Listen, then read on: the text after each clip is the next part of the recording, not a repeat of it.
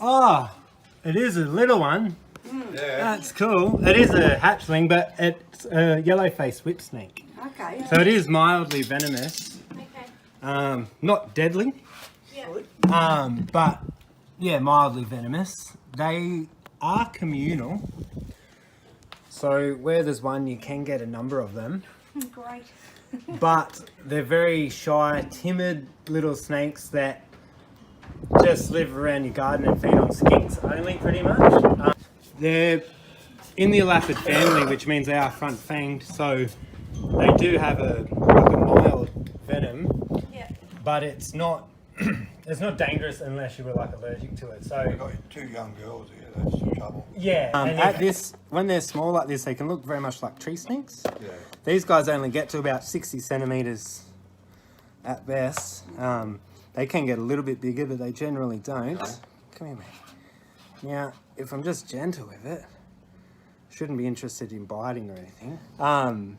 Those little marks around its eyes, if you can see, that's the best giveaway that that's what it is.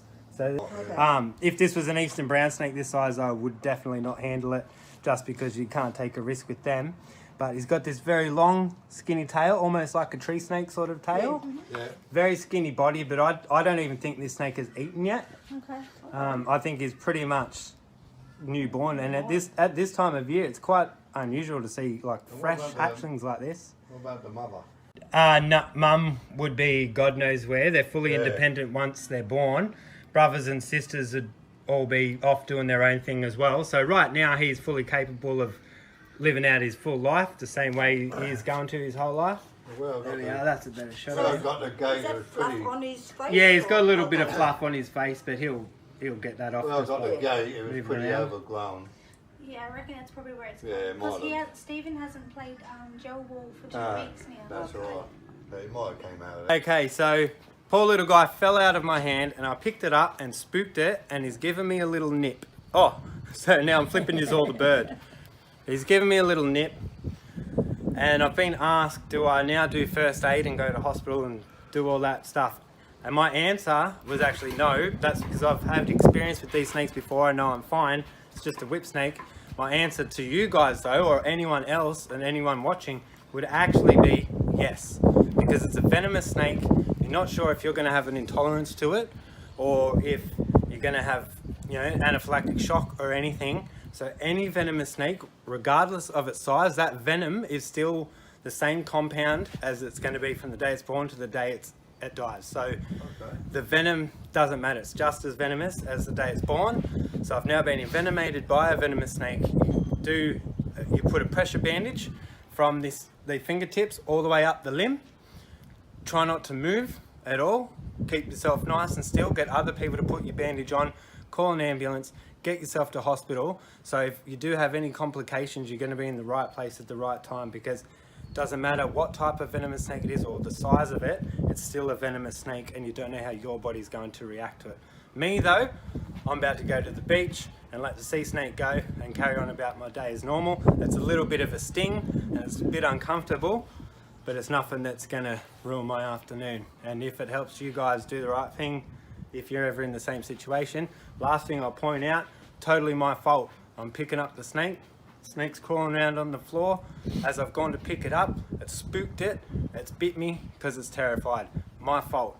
I could have easily avoided that by not picking up a venomous snake. So it's never the snake's fault if you're purposely trying to pursue one. So, but anyway, we'll put him in the bag and not push our luck with this little guy.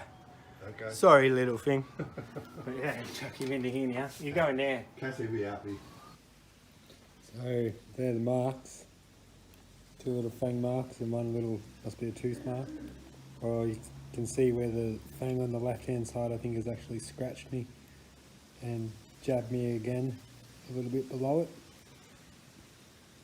So yeah, not much to it, but a bit of swelling. But nah, not too much. So definitely not this little guy's fault that I ended up bitten. It's 100% my fault, and I'm risking it again now. If I really didn't want to get bitten by it, I would. Oh, there he is though. I would not handle it in this manner. Okay, try and get it to focus. Absolutely gorgeous little snake. He gave me a little nip. That's only because he's frightened. I'm a big scary monster thing, and he's a tiny little vulnerable animal. So newborn, probably never met a big scary thing at all, and I'm his first one. So we'll just go put him in under these logs now, and he can get back to doing whatever it is that he likes to do, mate. Hey, off you go, little mate. Off you go there, little buddy. Totally not your fault I got bitten. It's my fault, my silly fault for playing with a venomous snake.